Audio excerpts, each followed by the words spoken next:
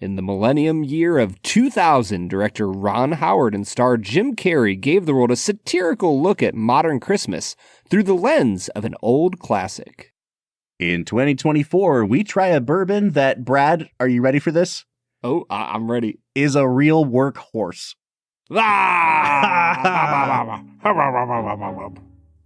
The film is How the Grinch Stole Christmas. The whiskey is Calumet Farms Citation. And we'll review them both. This is the Film and Whiskey Podcast.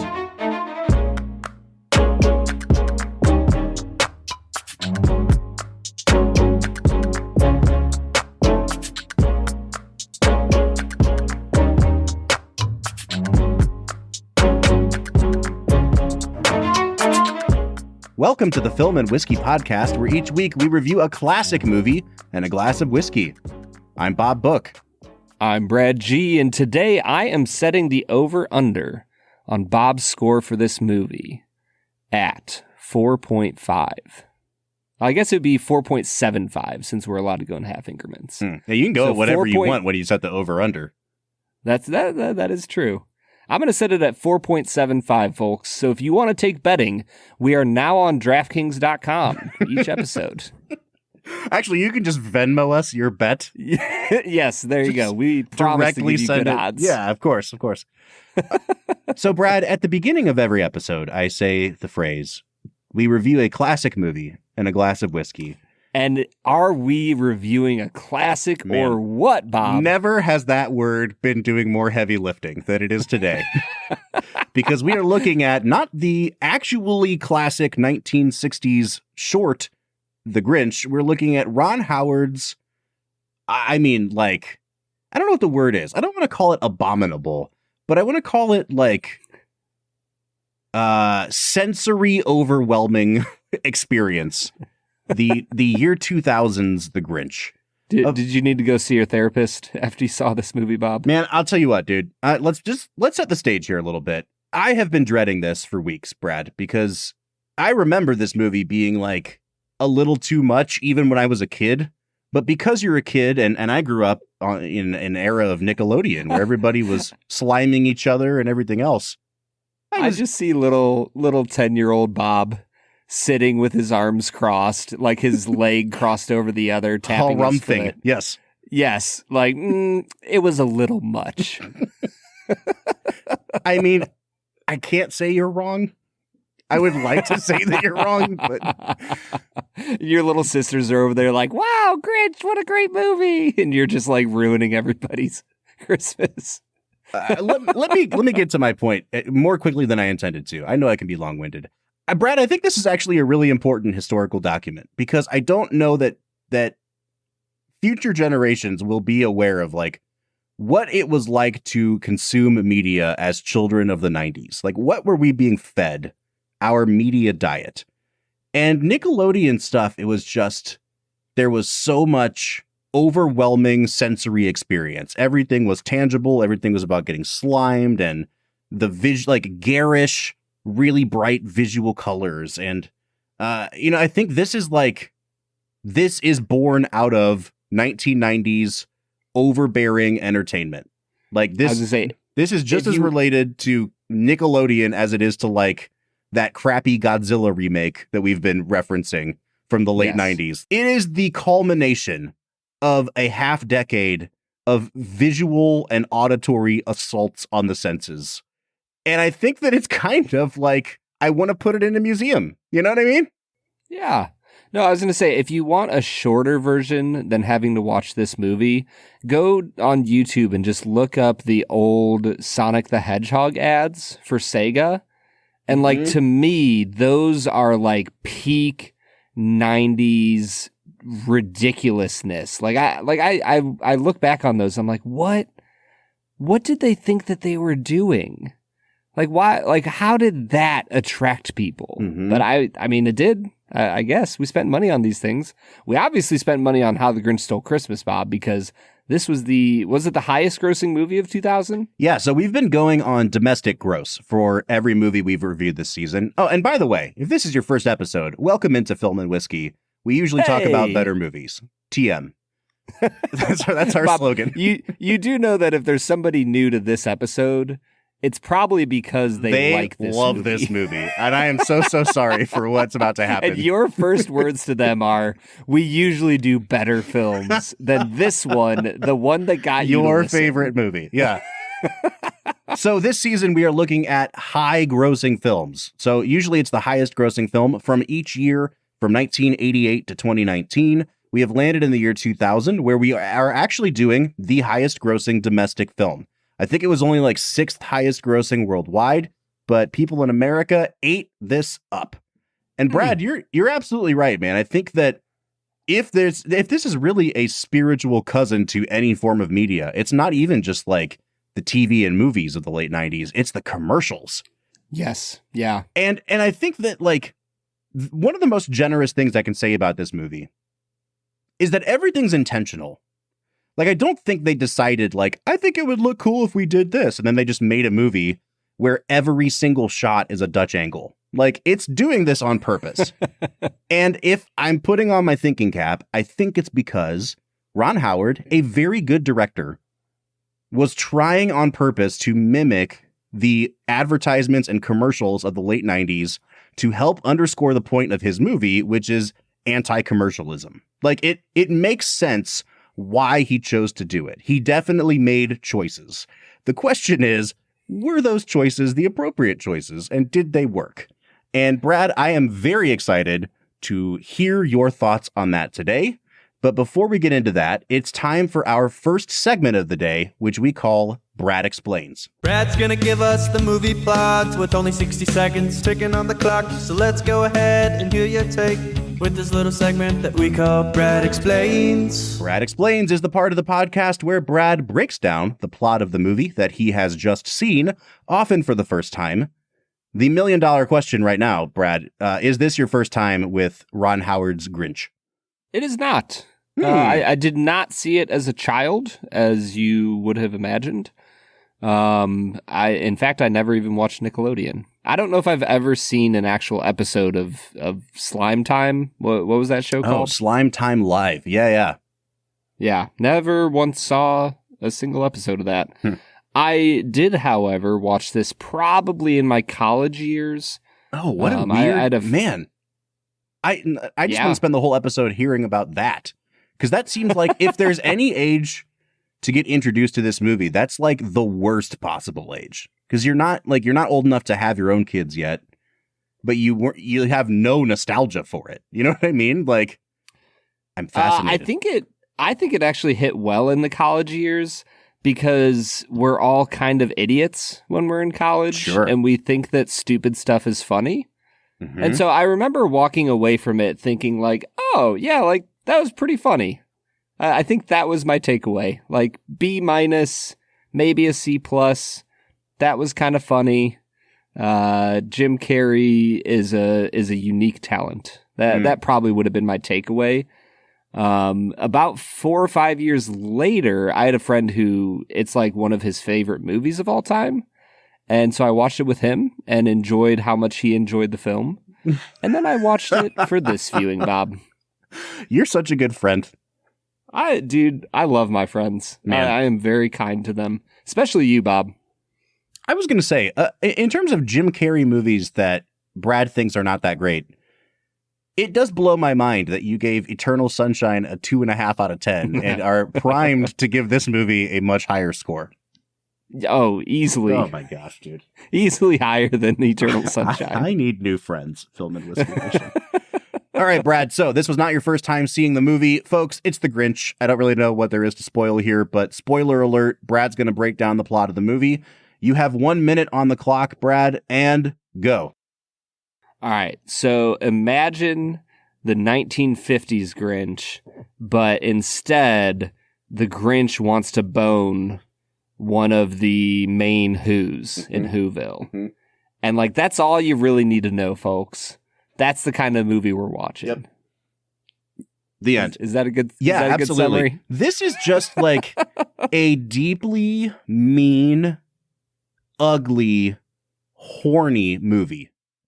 And when I say ugly, like it is visually a very ugly movie, but it's also just like it truly does embody like the late 90s and the early 2000s in terms of what we put on screen, like the values that we A, pretended to have, but B, actually had, like the objectification of women, the weird, violent, like children. Like, it's just a really great encapsulation of pre 9/11, but post late 90s. I'd like this might be the most important movie of the last 5 years we've talked about, Brad. Bob, I feel like you're just going to continue to compliment how like unique to its era this film is to like cushion the 2.5 you're going to give it at the end of the What if I end up episode. talking myself into like, this is an absurdist masterpiece? Yeah. 8.5 out of 10. Bob, let's be really honest. This is an absurdist masterpiece. I mean, it's absurd. I don't know if it makes it a good movie, but it's a masterpiece of what Ron Howard is setting out to do. Yeah. Okay, let's talk a little bit about Ron Howard as a director. I have gone on my soapbox many times for Ron Howard because I think that, like Clint Eastwood and like Steven Spielberg, he often champions the everyman, but his direction is the most kind of muted of the three of them. Like, you can't really, there's not as much of a directorial signature as, you know, like Spielberg. You can always tell when you're watching a Spielberg movie. Mm-hmm. Every once in a while, Ron Howard will do something that is just way outside of his wheelhouse. Like, this is the guy that made multiple Da Vinci Code movies. And you forget, like, oh, he made those Da Vinci Code movies. That doesn't seem like a Ron Howard movie. And then you remember, oh, yeah, he made, like, one of the worst Star Wars movies ever. That was also Ron Howard. So he just, every now and then, he's like, I'm going to test the waters elsewhere. And it almost never works out for my guy. Which Star Wars movie did he make? He did Solo. Oh, that was Ron Howard? Well, that's he only gets half credit for that because it was like almost made and then they pulled the directors off of it and Ron Howard was brought in to like try to salvage it. So, you know, like I don't blame him for that one. He didn't. He did not. Unsalvageable. Bob, as a Star Wars fan, I will tell you, I've never seen Solo. It's not even like bad. It's just like the most boring and forgettable movie. As you're watching it, you're like, oh yeah, I forgot this is about Han Solo, right? Like every scene. Anyway, all that to say, Brad, I like one of my boldest claims today is going to be, I think this is like the most directing Ron Howard has ever done in a movie. Like, he's really trying for an aesthetic here. I don't know what you would even call what he's trying to go for here, but it's very obvious that he is making big choices. I think that what he's going for is trying to turn a children's like animated cartoon book into a message of morality that wasn't in the original book. And it becomes something vastly different. Now, here's the thing, Bob. Do you feel like the consumeristic urge that has dominated Christmas is good? I do not. I will go on record and say no. So what's your problem with this movie then, man? He's on your side. He's on your team, Bob. That's it, man. That's how movies work, right? Like, that's it. If we agree with the central message of the movie, then the movie must be good. Yeah. That we just did an episode, Brad, about the Christian movie industrial complex. And every single Christian movie is perfect, good, Bob. based on our criteria yes. and logic. Yeah. So I think I wanted to point that out to say, like, both of us agree with the underlying message of this film. Mm-hmm. Like we're not going to sit here and lambaste him for trying to make a movie about, hey, like the spirit of Christmas is probably something other than buying a million gifts. Mm-hmm. Like one of my favorite scenes of the film is when Cindy Lou Who has the giant thing of Christmas presents near the start of the film, and he pulls out the one from the middle to see her face, which is a great little like frame within a frame. Mm-hmm. And she just really quietly goes, I don't know if this is what Christmas is all about, Daddy.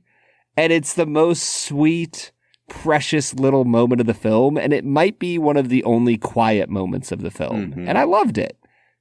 Yeah, and so, man, I think, Brad, how I'd like the first half of this episode to go is, because we're already diving into kind of the analysis part of it. my two big problems with this movie are interrelated. The first one is the difficulties of adapting a story that is meant to be short into an almost 2-hour movie, and the the additions that they have to make to fill out the runtime, and whether those are successful or not. And then B, as a result of that, I feel like the underlying message of the movie is kind of similar, but the characterization is completely different. Like, the Who's in the short film are completely different than the Who's in this movie.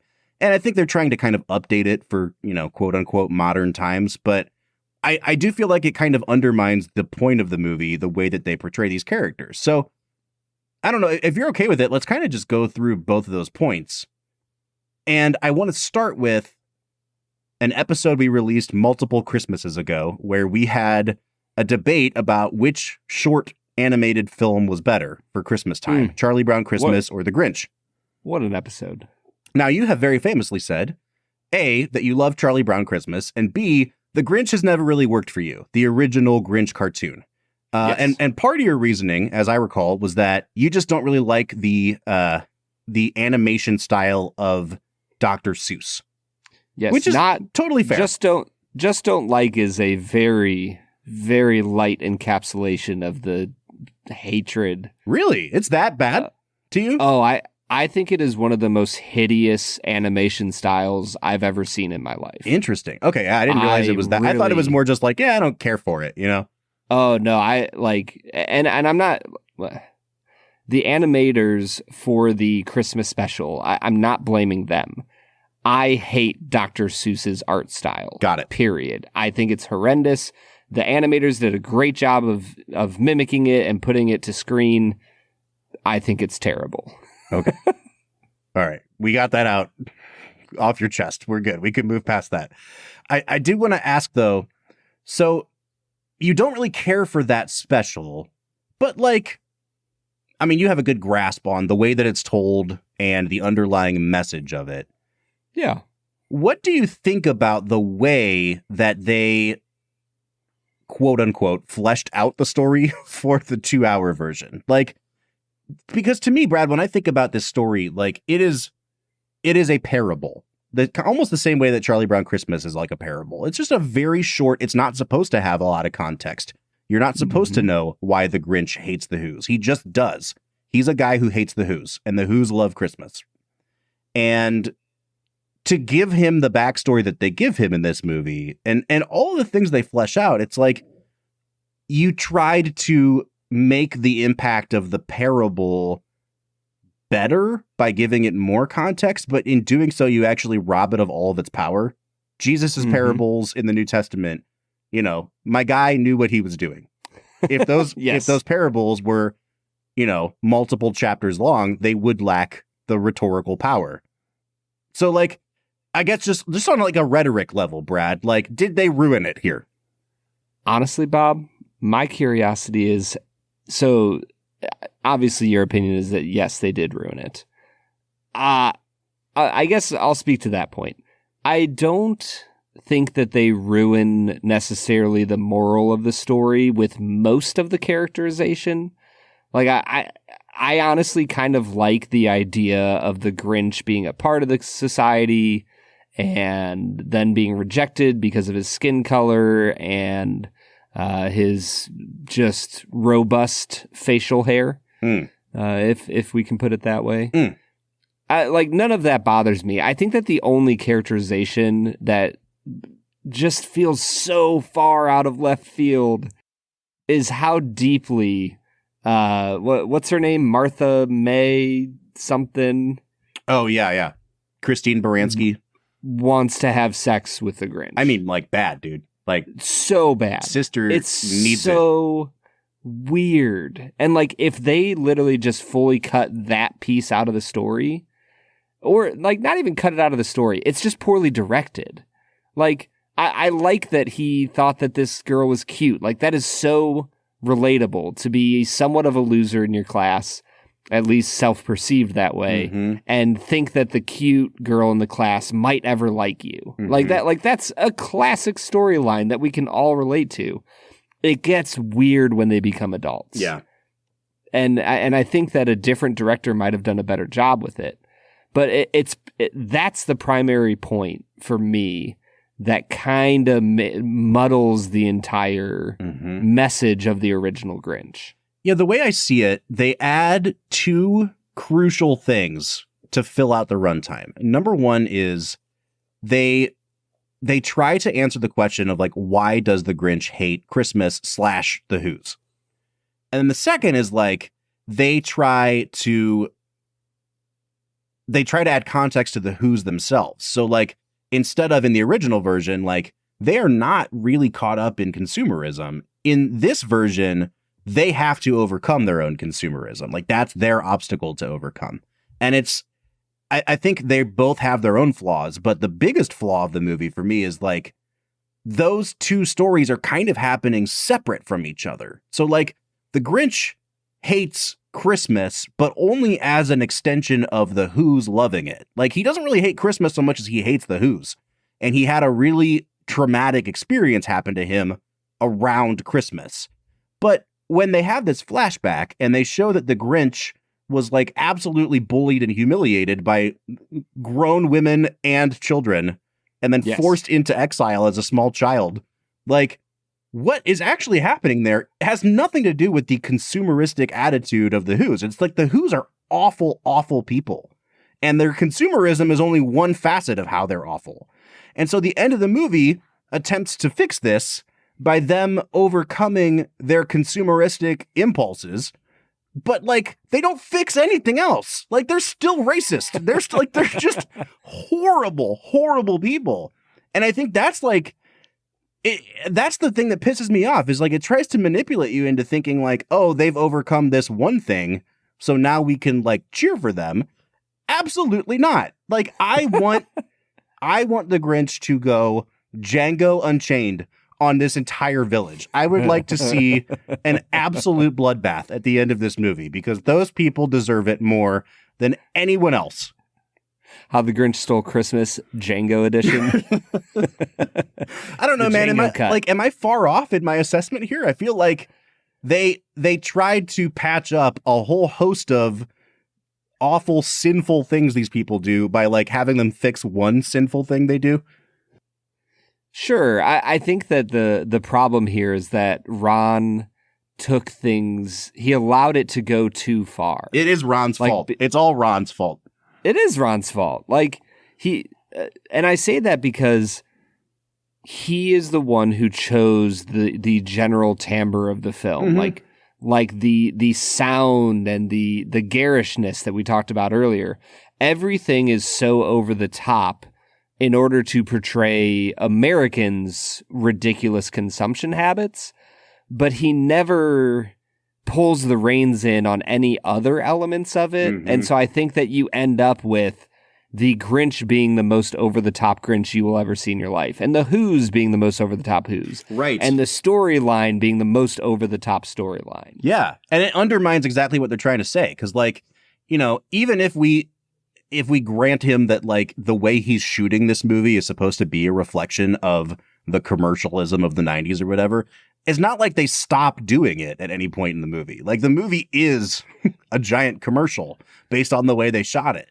So I'm with you, man. Like, it does, like, it seems like it's trying to make points, but then it's undermining its own points. Also, it undermines it in a very simple way. Like, that isn't even done over the top. Like, at this point, the movie's calmed down some. But, like, the whole point of the movie is, like, we don't need presents. We just need each other, right? Kindness, human goodness and decency. But they still get the presents at the end of the movie. Mm-hmm. So this brings me like to... Go ahead. I was just going to say, like, they still end up with the thing that they should not have had. They fix nothing about themselves. These people suck. Okay. Here's a curiosity for me. This is more general, Bob. Not even a few weeks ago, last week we watched The Phantom Menace, and I specifically remember you saying, "Man, why didn't they just give us a 10-minute background on Qui-Gon Jinn or Obi-Wan or Darth Maul?" And here we have one of your favorite movies, the Grinch, getting a little bit of background, and it is not your cup of tea. It is not. So what gives? How do we reconcile these two things, Bob? It's a good question, Brad. And I think the real answer is that I am just not a consistent person. But my actual answer is going to be like, I really do just think this story is a 30-minute story. Like, if you read the book to your child, it will take you about 30 minutes. If you watch the 30-minute version, it takes you, guess how long? 30 minutes to get through it. It's a perfectly told story in 30 minutes. And trying to stretch it out to 2 hours is just it's a bad idea. Like, they made another Grinch movie in, I think, 2018, an animated one with Benedict Cumberbatch voicing the Grinch. And it's also not good because, like, guess what? You are just padding the runtime when, even if it's an hour and a half long, you're putting an hour of filler into this story. So, like, I wanted more Qui-Gon because I feel like The Phantom Menace is a 2-hour story.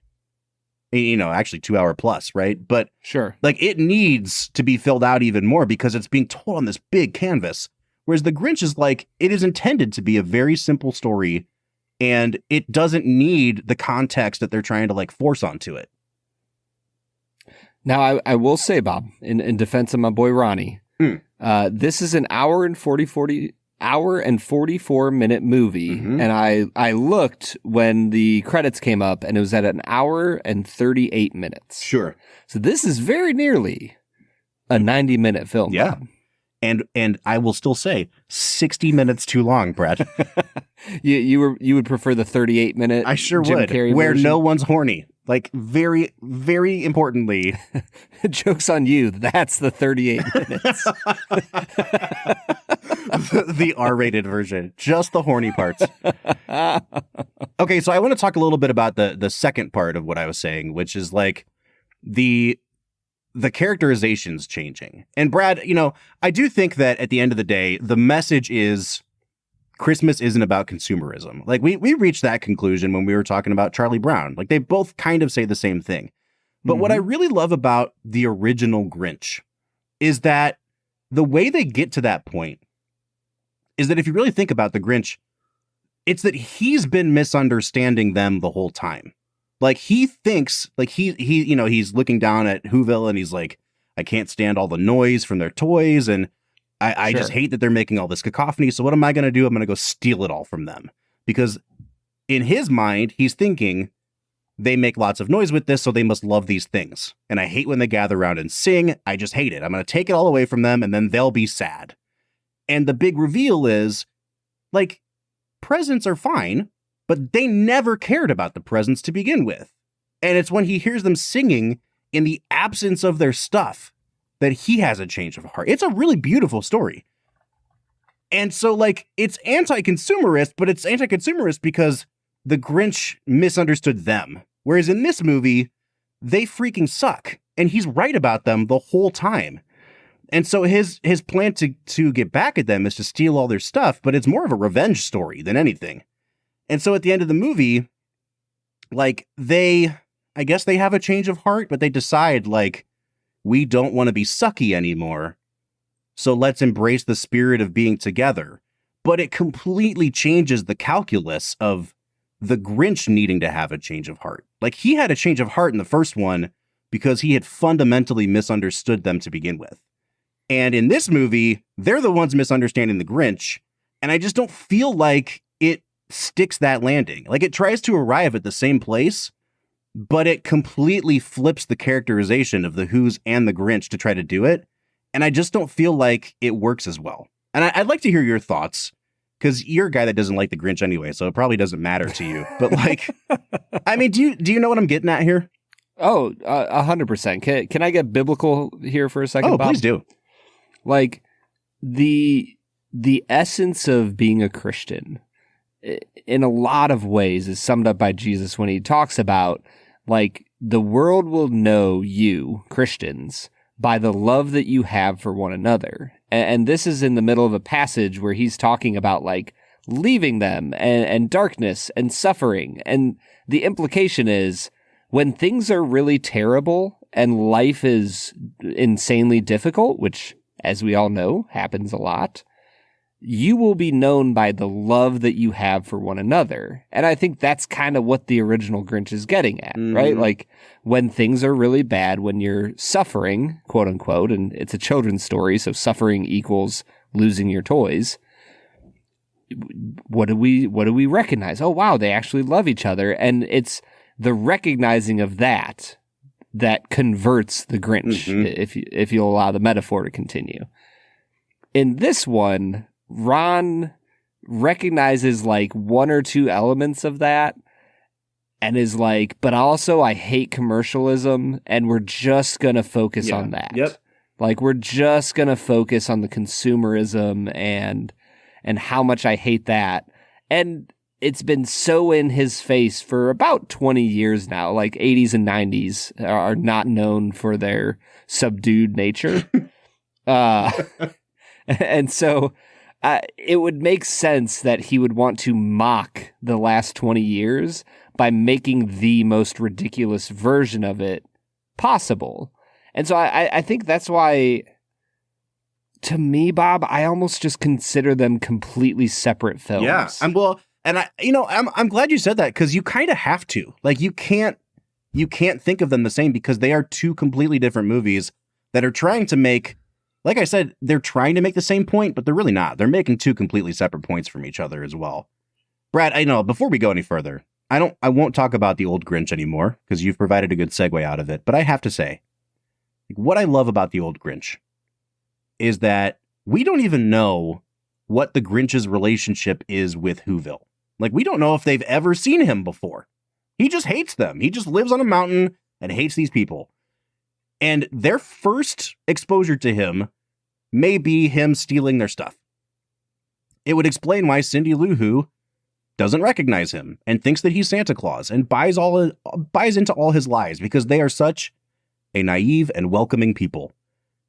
And when this dude has his change of heart after seeing them singing around their tree, and he speeds down the mountain, it's so crudely animated, because they're like standing in a circle and they open the circle up for the Grinch to come in, but they animate it like the people are like a hinged door and they just like swing open and let him in.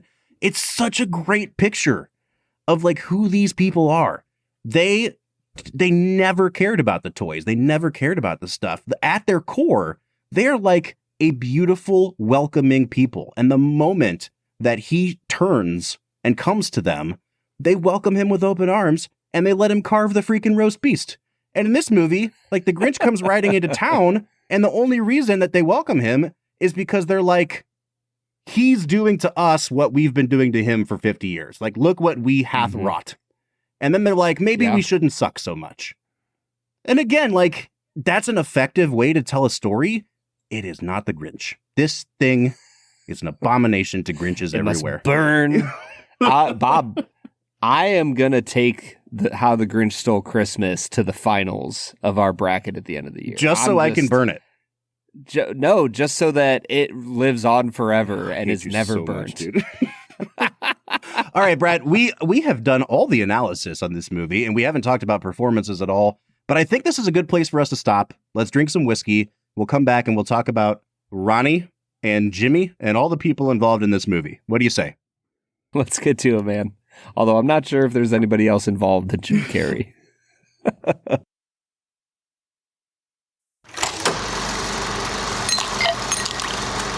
All right, everybody. Today we are drinking Calumet 16-year Citation. Now, Bob, I don't know a ton about Calumet Farms, but I do know that they have a special limited release series that honestly comes out pretty sporadically, and they're naming them, these special releases, after the different Triple Crown winners. Is that correct? Yeah, I don't remember if it's actually just Triple Crown winners or if it's just like famous racehorses, but, you know, Citation is one of the most legendary horses to ever win the Triple Crown. If you drive through Lexington, like, there is a Citation Road or Citation Boulevard. I'm getting nerdy now, Brad, but anyway, Calumet Farms. Brad, we had a listener write into us, and in fact, it was our friend Wes who provided these Calumet samples to us to correct us on what we know or don't know about Calumet. So last week, I called Calumet Farms a non-distilling producer, which is true. I said that they were sourcing their whiskey from Western Spirits, which I don't know very much about. And Wes corrected me to say that Western Spirits is also a non-distilling producer. So this is actually Barton whiskey that is being aged at a warehouse owned by Western Spirits. And Calumet is just a brand that Western Spirits puts out. So sure, fine. This is still a non-distilling producer that is giving us what we now know to be Barton juice. So Brad, this particular whiskey is a 16-year-old from their single rack black label. We talked about this a little bit last week. They pull all these whiskeys from one rack in the rick house. They say that it is the optimal conditions. I think they're never more than like 19 barrels in a blend. And this is the oldest one we've had by a lot, Brad. This is 16 years old. I'm a little worried because even last week at 14 years old, I think that thing was approaching being over oaked. Mm-hmm. Yeah, that I've not found many 12 plus bourbons that survive the oaking. Mm-mm. The oaking. That sounds like a horror movie. the oakening. The oakening. All right, we're sitting at 106 proof today. We are at 74% corn, 18% rye, 8% malted barley. Brad, let's freaking drink this thing. What are you picking up on the nose? This is a really pleasant nose. It doesn't stand out in any powerful ways, but it gives me some really nice vanilla. There's caramel. It's very like a rich cream cheese. And there's a little bit of like a sweet mint going on that I really like. It's very pleasant. I give it an 8 out of 10 here on the nose. I'm really close to you because I actually think your notes are right on, but that minty note, I think sometimes tips into smelling like straight ethanol, almost like rubbing alcohol. And so I can't tell from moment to moment, like, is this just really herbaceous or is it like chemically almost? And so that's the only thing is I'm a little wary of this alcohol note. Like, is it going to really kick me in the mouth when I take a sip here? It's pleasant. I'm going to give it a 7.5 on the nose. Yeah, I was going to say, I don't think it's the mint note that's giving you that. I think it's the ethanol. Yes. Thank you. Thank you. Just a little correction. On the palate here, the first note that I have is, wow, that's oaky. Mm-hmm. Like, there is a lot of oak going on here.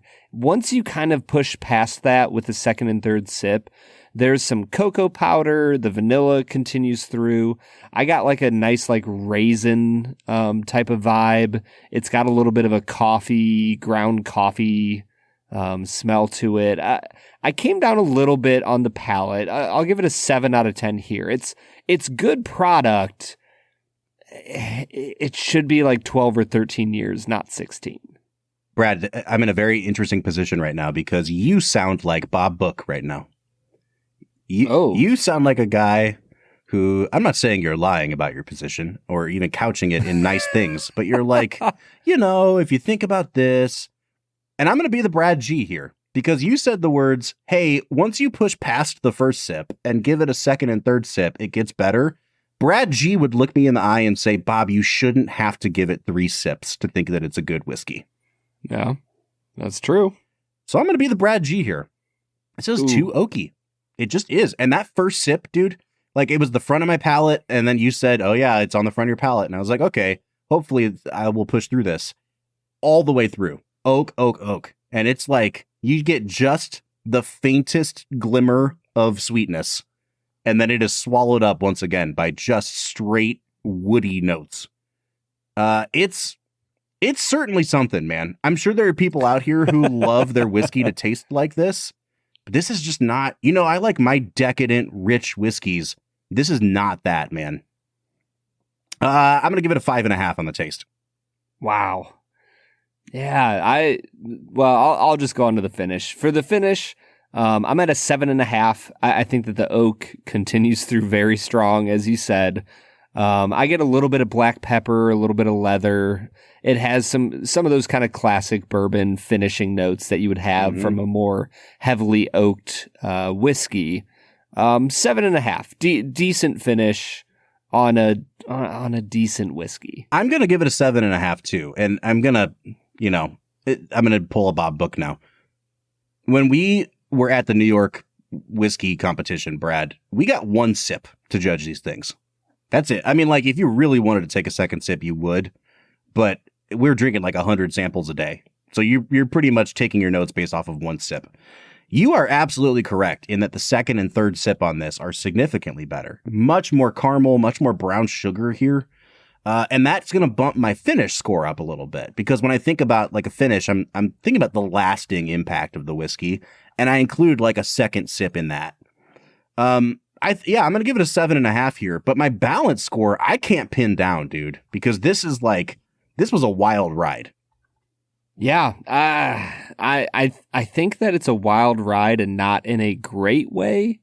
So I'm going to put my balance score at a 7 out of 10. There's a little bit of complexity here, enough for me to enjoy it.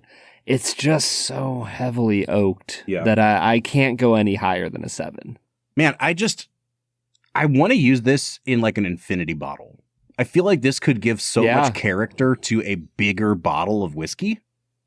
Like, you add these 2 ounces and it's like a cheat code to just making your stuff more complex. But it almost reminds me of, how they make Poor Man's Pappy, where you blend Weller Antique and Weller 12-year. And we've always said the Antique is like all the flavor, and the 12-year is all the spice and character. This is like that. This is like the Weller 12 of the Calumets we've had so far, Brad. Yeah. I'm going to give it a 6.5 on balance. And I don't even know what this costs, Brad. What's the value on this? Bob, I'm seeing it for $150 online, and that's the only one I can see. It's at this point, it is a very hard to find bourbon. Yeah, I'm seeing a review from back in 2022 when it came out at $138 then. So it doesn't seem like it's been marked up that much. It was just expensive to begin with. Yep. I don't think this is a poorly made whiskey. Like, I think this is a really great example of a 16-year-old bourbon. I just don't like 16-year-old bourbon. Now, like, it's sourced. It's from a premium brand. Everything's always going to be expensive. Like, I don't know, Brad, that I think $138 is actually exorbitant for this. Do you? Triple digits is tough, man. Like, I wouldn't pay for this because I don't like it. But yeah, if this is what you're looking for, I don't think this is like gouging people. Like, if this was called Weller 16, it would, it'd be on the secondary market for $400. You know what I mean? Yeah. Yeah. I think that this is like a $70 to $90 whiskey. I think 110 isn't gouging. I think anything much above that is. All right. So let's say 90 is where it should be. So they're charging like at least $40, $50 more than it should be. I'm still going to give this like a 6 out of 10 on value. I don't like it, but I think you could do worse. I think there's much poorer decisions you can make in terms of value on whiskeys. Yeah. Yes, I would agree with that. I'll give it a 3.5. Oof. I don't think this is a good value at $140, man. That's a lot of money, and you could go buy so many other whiskeys. So many other whiskeys, Bob. That is like 7 bottles of Rebel 100. Tell me you could get so drunk. All right, man. I am coming out to a 33 out of 50, which is higher than I thought. But again, I think this is a pretty well-made whiskey, so I'm okay with it. Where are you at? Would you guess that we're at the exact same score? I want that to be exactly how we shake out on this movie too, Brad. Yes. All right, now would you recommend this is the question. If you're not paying for it, I would say it is worth a pour. Maybe if you could find a pour for like $15-$20 and like what you're getting into, I'd say sure, maybe try this. I would not recommend a bottle. What do you think this would go well with? Like if we're food pairing, because like Lagavulin goes really well with a steak because we've been talking about this because like the steak almost takes away the salinity of the Lagavulin. Yes.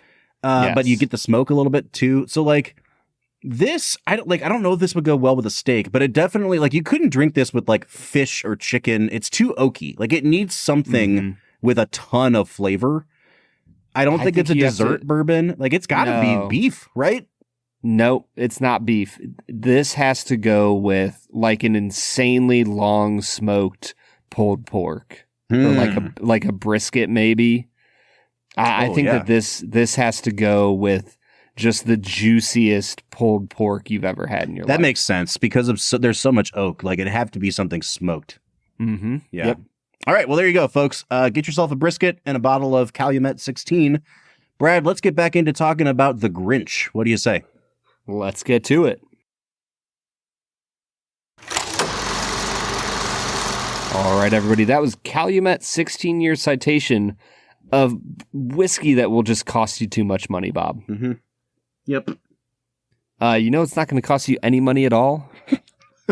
What's that, Brad? 2 facts and a falsehood! Brad is gonna try to stump you, Bob. 2 are right and 1 is wrong. 2 facts and a falsehood. 2 facts and a falsehood is the part of the podcast where Brad presents me with 3 items as fact about the making of this movie, one of which he has just completely made up. And I have to guess which one that is. Brad, I am sitting at 9-4 on the season. You're rocking it, man. Now, one of those losses is doubled because Noah Gattel, was it Noah? I think it was Noah. Somebody steered me wrong. They done me wrong, and I took on an extra L. So the numbers don't add up to the number of episodes in our season, but that's because we have crazy rules. What's the line in Whose Line Is It Anyways?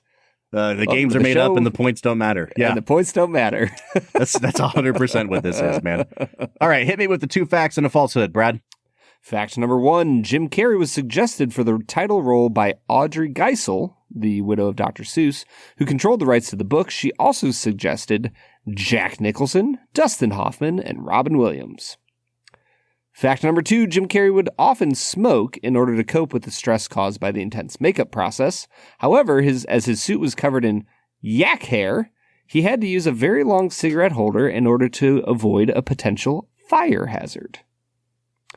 Fact number 3, the role of Max the dog was auditioned for by 47 different pooches, with the final winning dog being Chip, a mixed breed 3-year-old puppy.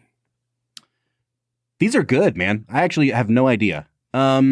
So fact number 1 is interesting because I read enough about the making of the movie that I know that when they first started pitching the rights to the story, Dr. Seuss's widow stipulated like it has to be somebody on the level of a Jack Nicholson or a Dustin Hoffman in terms of like, I don't know what the term is, popularity, purchasing power, right? Mm-hmm. She was greedy, is what you're saying. No, I guess so. But like, I think this movie is very much like the weird 2000 commercialized version of like Tim Burton's Batman. So it kind of makes sense that like you'd want Jack Nicholson to be the star. Like the way that he was the Joker, she wanted somebody to be the Grinch. Now, does that mean that she actually suggested Jack Nicholson? I don't know. Or did the person who wrote that IMDb thing understand exactly what she was saying? I don't know. Fact number 2 sounds funny just because I could like the Grinch with a long cigarette holder just seems like the perfect thing to put in the Grinch's hand with those long fingers and stuff. Fact number 3, I just don't care. Like, I don't care how many pooches they auditioned, so that could be made up. I truly do not care. Screw the dogs. Yeah, forget that dog. Forget that dog. Come on, man. Max is a very cute dog. Yep. Hey, can I tell you something else? Yeah. Max is probably dead by now. Yeah, he probably is. That dog's dead. All right, so fact number 1. That was dark, man. Sheesh. 2. I'm going to say fact number 1 is the falsehood just on that technicality, but I think I'm wrong. You are, in fact, wrong, Robert. Which one was it? It was number 3 was the falsehood. Yeah, see, here's the thing. I don't care. That's what I need to do more often. Write falsehoods that you just don't give a rip about. Like, I really like dogs. I just like, Convince me, Bob. How am I ever to care about like the number of dogs so what was false about it? Did you just make it completely up or? There was a fact on IMDb about there being like 3 different dogs that played Max. And I think that they were mixed breed, but like there was nothing about the name of the dog or how many different dogs auditioned or anything like that. I didn't even think about the possibility that there was more than one dog. It's like the Olsen twins on Full House. Mm-hmm. Yeah, I thought about that when I wrote the fact. I was like, I feel like if I write something about there being multiple dogs, you're going to sniff that out more than if I just say there was one. I would sniff it out. Yeah, see what I did there? All right, man. You've got me at 9-5 on the season now. Still got a little bit of cushion, but things are getting dicey here. Brad, let's talk not about the dog in the movie, but let's talk about the Grinch himself, Jim Carrey. Here's the thing, man. You could write the article about this movie that's like, oh, the Grinch is such a relic of its time, like Bob Book said, and it's because of this crazy unhinged performance by Jim Carrey. I actually think Jim Carrey's performance makes so much sense in the context of this movie. And in fact, is less crazy and wild than the filmmaking going on around him. Like, it seems like a very grounded performance. And he's under so much makeup that you have to go that big, or else it would seem like a really flat performance. The fact that he's able to emote and move around as much as he is, it's kind of a minor miracle. Like, I think it's a really, really good performance, Brad. I'm 100% with you, man. And can I take a second just to extol the virtues of practical effects? Like, this is a hell of a costume. Oh my gosh, dude. Very famously drove Jim Carrey insane.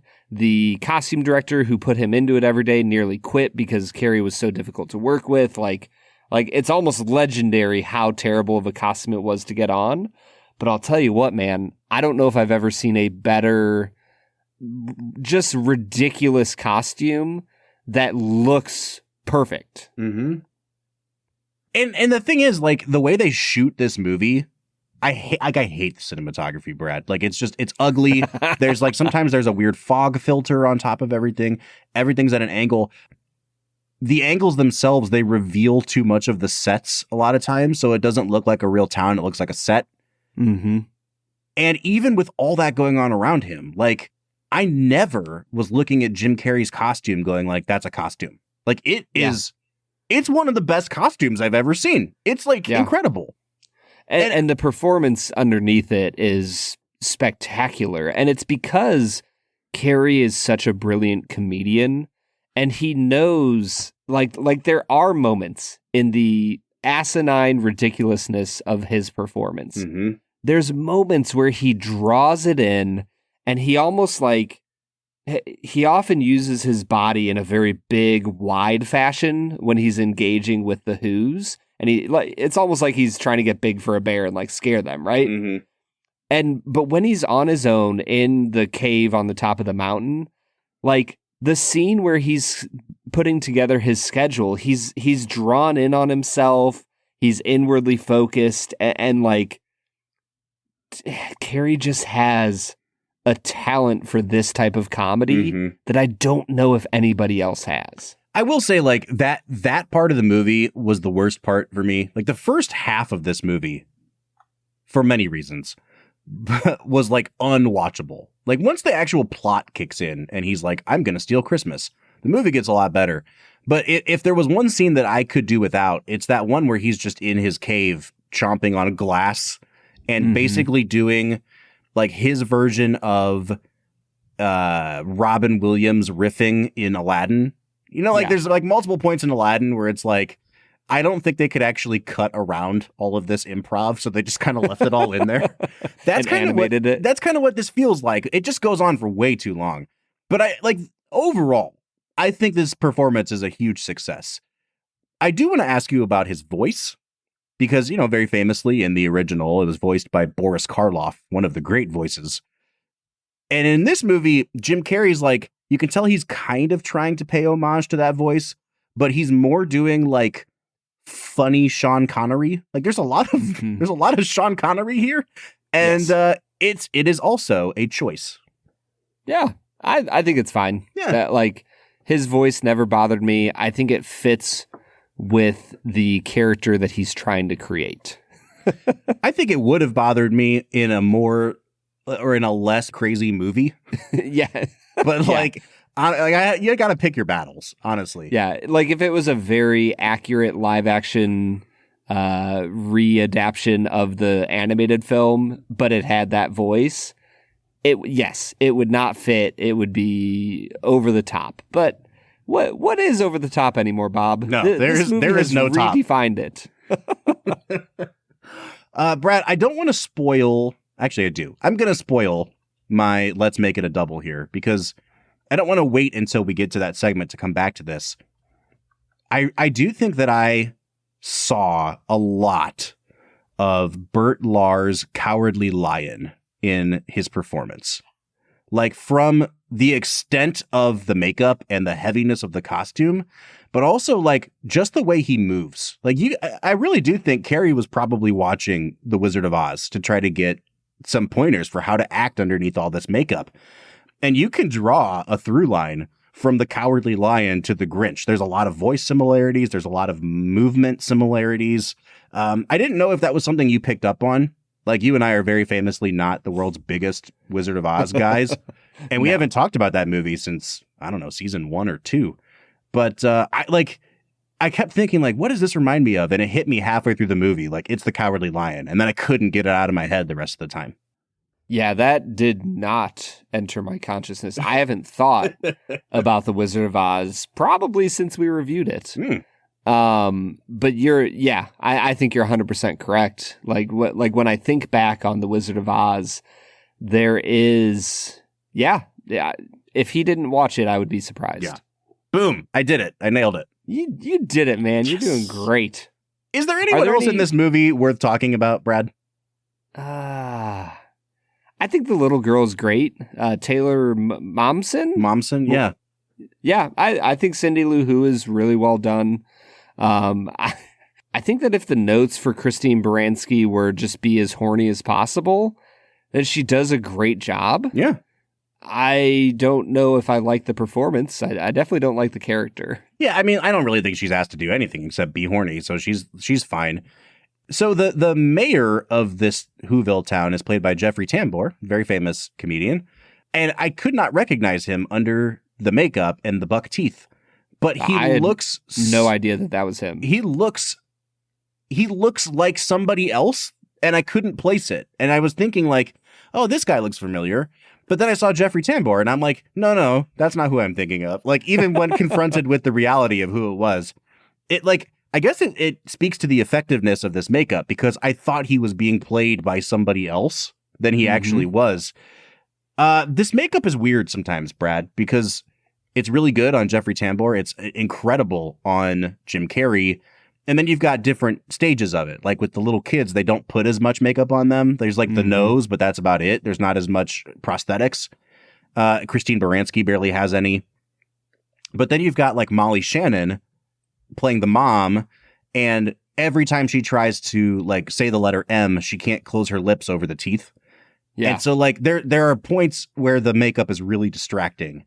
And I kind of wish that they had been like, you know what? We are maximizing everything else about this movie. Like, do we really need to force this poor woman to try to speak through these teeth? Do you know what I mean? This is not my Let's Make It a Double, but as you're saying that, all I could think about was Remy Malek. Bohemian Rhapsody teeth. Yes, dude. Yes. They must have been taking notes for Bohemian Rhapsody from How the Grinch Stole Christmas. Like, oh, this is exactly what we're going for here. All right, Brad, like I think we've both established there's not a lot of... Can I ask you one question about the script? Sure. At the end of the movie, you find out that the mayor isn't actually married to Christine Baranski. Yeah, I don't really... So here's the thing. What was up with that? After the whole movie, they make it seem like they're married. after the Grinch rides into town and the dad like stops the sleigh, I'm not gonna lie, dude, I just completely zoned out. I don't remember a thing about the end of this movie except that like Anthony Hopkins is narrating, right? Oh, dude. And even that, hot take. I love Anthony Hopkins. My guy was mailing it in. Like he wanted that check, and he did everything in one take, and it was like okay, but not the best. Yeah. And no, I mean he recorded his lines in one day. oh yeah. So, you know. So it shows. Anyway, all that to say, I don't even remember this thing about the mayor that you're referring to. So like, yeah, through the whole movie, he's clearly got the hots for her. I don't remember thinking they were married, but then also apparently there's a reveal at the end that they weren't married. I don't know. Here's the thing, Brad. It's a movie, Bob. It's a 30-minute movie that they stretched into an hour and a half. I think we are at a good place, Brad, to get into our last segment of the day, which we call Let's Make It a Double. We're near the end of the episode, so thanks for listening to the Film and Whiskey Show. Let's pair another film with this one, even if it's a struggle. It's our final segment of the day, now let's make it a double. Let's Make It a Double is the part of the show where we pick a movie to pair up with this one to make the perfect double feature. As I said, I'm going to pick The Wizard of Oz here because of the Cowardly Lion similarities, but also because, like, The Wizard of Oz is not my favorite movie. It is a significantly better film than this, and it also is a really good example of how to film sets that are very fake and still make them seem like real places that our characters are in. Because one of the biggest downsides of this movie is that the crazy camera angles just completely ruin any chance of you thinking that these people are anywhere but on a soundstage. So if you would like a better example, but also maintaining absolute wild craziness, I would say go watch The Wizard of Oz. I think I'm going to pick another movie from the 90s that is just a great example of the wild craziness of the 90s. I am going to pair this with the Arnold Schwarzenegger-led Jingle All the Way. Dude, as a child of the 90s, I love this movie. Mm-hmm. A film my wife had never seen until we got married. And when we were decorating for Christmas one year, I was like, well, let's put this on in the background.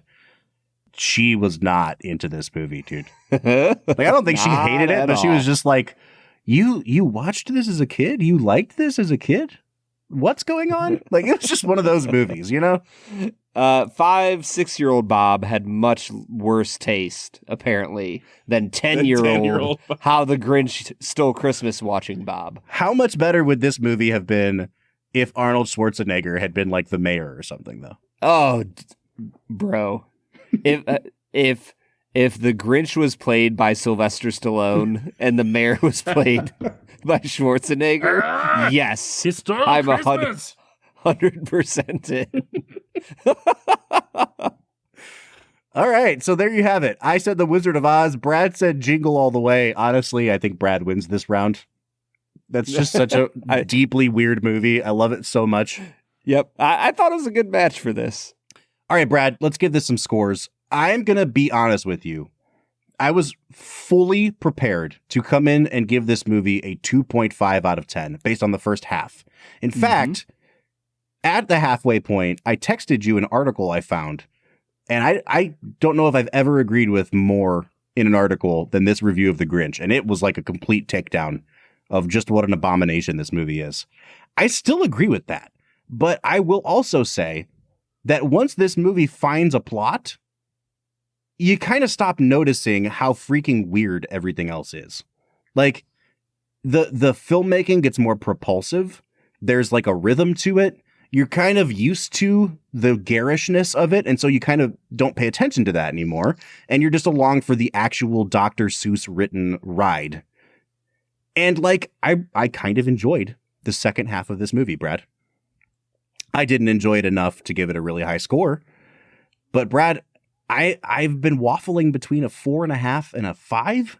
And then you set the over under at 4.5 or 4.75. Exactly where it needed to be, baby. Do I know you or do I know you? And I'm 100% serious, dude. Like, We did not talk about this. These were the two scores that I was like, is it a 5 or is it a 4.5? I'm gonna give it. Vegas has got nothing on me, baby. I'm gonna give it a 4.5, man. Like the ending is okay, but the first half is an abomination. Yeah. No, I'm not too far off from you, Bob. I think for me, I don't have as much angst about this movie because I really don't give a rip about the first one. That being said, this isn't a great movie, folks. There are some funny moments. For me, I'm with you that the scene of just Jim Carrey being Jim Carrey in the mountain by himself is overwrought in a movie full of of going over the top. But it has some classic lines. When he talks about not being able to cancel on himself for dinner again, it's so funny, man. Mm-hmm. So I think there's more than enough here to enjoy. I wouldn't recommend watching it more than like twice a decade. That even if you're a big fan, I'm like, I don't know if this movie's good for you. If you want to like, are you saying like if you want to preserve the magic of the movie, like you can't ruin it for yourself? Exactly. Got it. So I'll give it a 6. I'll give it a 5.5 out of 10. Okay. It's fine. It was okay. It made me chuckle a few times. Not a great movie. All right, folks, that takes us to an average of just a 5 out of 10. Brad, I have a feeling it's going to be pretty difficult for anything to come out lower than this movie on the season. Yeah. Yeah, I can't see a world where this isn't the number 32 seed. Michael Bay and his Transformers movies are like, challenge accepted, baby. Yeah. I guess that's true. I mean, we have The Last Jedi. We have, there's a lot to bring us down. So all right, we're just folks. Starting it early in 2000. Yeah, and we're going to continue this weird trend of like goofy monsters that we've been on with Jar Jar Binks and the Grinch, and we're going to roll into 2001 next week to look at what is apparently the internet's favorite film of all time, the DreamWorks animated Oscar-winning film Shrek. Hopefully that's not going to come out to a 5 out of 10 because I don't know how many more of these I can take, Brad. Oof. So before we get out of here, let me say, folks, we'd love to hear what you think of How the Grinch Stole Christmas. Are we out of our minds or did we score it too high? You can let us know at any of our social media accounts, Facebook, Twitter, Instagram, TikTok, YouTube, at Film Whiskey. Or jump into our Discord. We have a Discord server dedicated for you guys, our fans. We love getting on there, talking to you guys, discussing anything going on in our worlds. So if you want, you can join the conversation. There's a link at the end of every single one. Join us next week for Shrek. But until then, I'm Bob Book.